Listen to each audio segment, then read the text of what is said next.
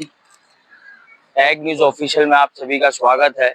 मैं हूं अल्तमश शेख। जैसे कि आज हम मुंबई हाई कोर्ट के बाहर खड़े हैं एडवोकेट शान लाई तुर्की के साथ में। जैसा कि आप लोग देख रहे हो पिछले एक हफ्ते से सोशल मीडिया पर और जो कि इतने बहुत एक हीरा गोल्ड का जो मसला पिछले 7 साल से चल रहा है, लोग ठोकरें खाने के बावजूद भी लोग नहीं अपने दिमाग लगा पा रहे हैं कि ये जो प्राइवेट कंपनियां होती है लोगों को कैसा बेवकूफ बनाकर अपने पैसे अपने लोगों के पैसे ऐड कर खुद भाग जाती है। वैसे एक हफ्ते पहले एक मसला और हुआ है टॉरेस ज्वेलर्स के साथ में, जो कि लोगों का पैसा जो कि हर हफ्ते 11% देती थी और महीना 40% देती थी। सेम हीरा गोल्ड की कहानी है। आज हम एडवोकेट शान लाई के साथ खड़े हैं, इनसे जानते हैं कि क्या मसला है शान में। देखिए, जिस तरह से मैं बताऊं आपको कि हीरा गोल्ड को तो जब एफआईआर दर्ज हुई थी, तमाम इन्वेस्टर्स उसमें इन्वेस्ट किया था अमाउंट, और तकरीबन 28 एफआईआर दर्ज हुई थी। उसके बाद एमपीआईडी सेक्शन लगाए गए थे। उसमें एमपीआईडी सेक्शन वो होते हैं जो मनी डिपॉजिटर एक्ट होते हैं, वो सेक्शन उसमें लगाए गए थे। और ये ईओडब्ल्यू, इसमें ईओडब्ल्यू इन्वेस्टिगेट करती है मैटर को पूरे। और कहीं ना कहीं ऐसे मैटर को इन्वेस्टिगेट करने के बाद जब इसमें ऐसा लगता है कि काफी तादाद में लोग हैं जो अफेक्टेड हुए हैं, तो उसके बाद इसमें एसएफआईओ हो या फिर ईडी हो या सीबीआई हो, वो भी अपनी दखल अंदाजी करते हैं, क्योंकि ये जब बहुत बड़ा देश को झंझोरने वाला एक क्राइम हो, और जिस तरह से वो कहते हैं लूटने वाला, मीठे अल्फाजों में कहते हैं ना मीठा क्राइम, उस तरीके से क्राइम किया गया। ये टॉरेस, इसने तो हद पार कर दी।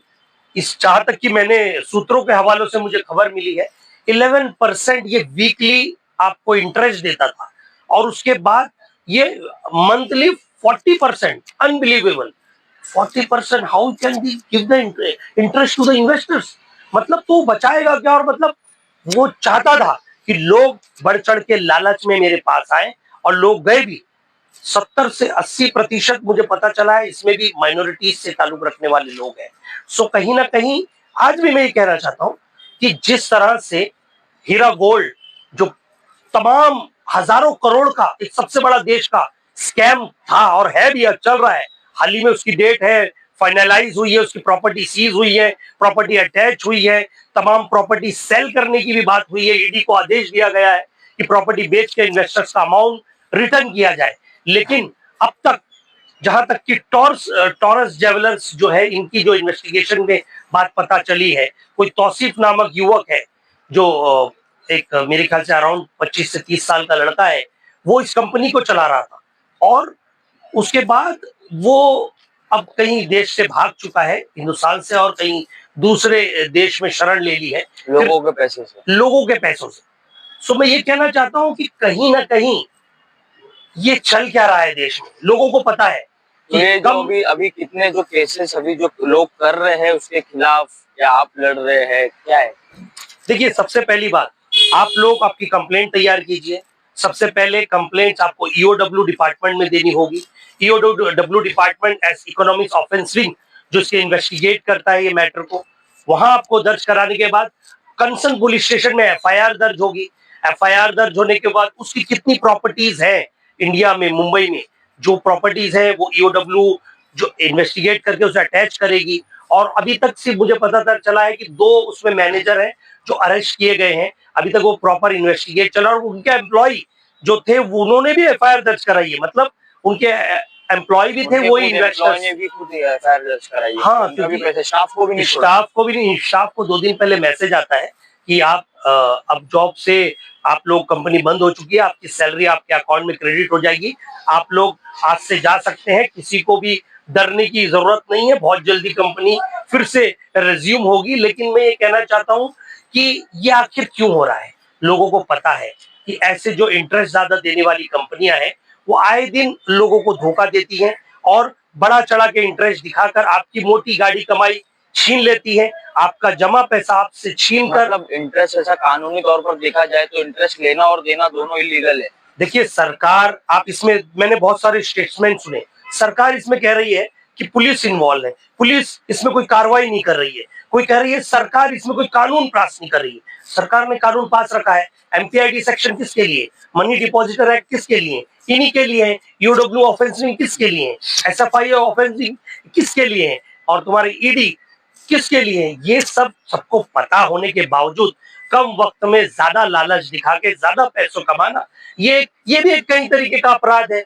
आपको मिल रहे हैं तो आप कहते हो ये कंपनी बहुत अच्छी है, जिस दिन नहीं मिलते हैं तो ये फ्रॉड हो जाता है। ठीक है, फ्रॉड है, लेके भागा है, उसने क्राइम किया है, उसे जेल सजा होनी चाहिए, उसकी प्रॉपर्टी सीज होनी चाहिए, प्रॉपर्टी अटैच होके ऑक्शन होके तुम्हारा पैसा मिलना चाहिए। अभी आगे का क्या स्टेप है, क्या एक्शन होने वाला है अभी? देखिए आगे का स्टेप यही है, अभी तक तो जो मेन प्राइम एक्यूज है तौसीफ और अभिषेक, जो दोनों फरार हैं, और बाकी जो पुलिस उनको ढूंढ रही है। पुलिस का इन्वेस्टिगेशन चल रहा है। जहां तक कि मुझे पता चला है मीरा रोड में भी एक एफआईआर दर्ज हुई है, दादर में भी एक एफआईआर दर्ज हुई है। एक भाजी वाले का स्टेटमेंट मैं देख रहा था, सब्जी विक्रेता ने अपने पूरे परिवार के 4.5 करोड़ लगाए हैं। आप सोच सकते हैं, सब्जी विक्रेता 4.5 करोड़, मतलब कितना पैसा है आप लोगों के पास, और ऐसी कंपनियों में इन्वेस्ट करने के लिए।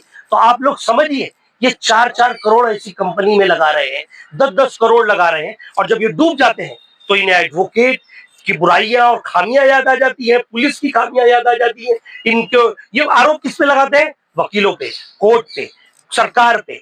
क्यों, आपको पता नहीं ये क्राइम है, आपको पता, फिर भी हम ये सब मद्देनजर, फिर भी तो सरकार कुछ करती है। सरकार क्यों करेगी, यू टेल मी व्हाई। लेना चाहिए ना। सरकार को कब पता चलता है, जब ये फ्रॉड हो जाता है।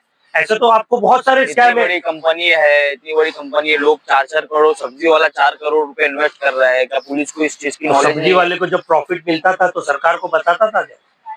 जब किसी को प्रॉफिट मिलता है तो सरकार को बताता है क्या? नहीं कोई बताता है। देखिए हर कोई अपनी एक उसके लिए करता है, भाई मुझे ज्यादा मिल रहा है, ठीक है, लेकिन अब धक्के किसे खाने पड़ेंगे, आम इंसान को। कोर्ट कचहरी पुलिस स्टेशन। हियरिंग कब है? देखिए हीरा गोल्ड की केस की आप बात करेंगे, मैं टोरेस कंपनी की अभी चार्जशीट फाइल हुई है, रिसेंटली एफआईआर फाइल हुई है।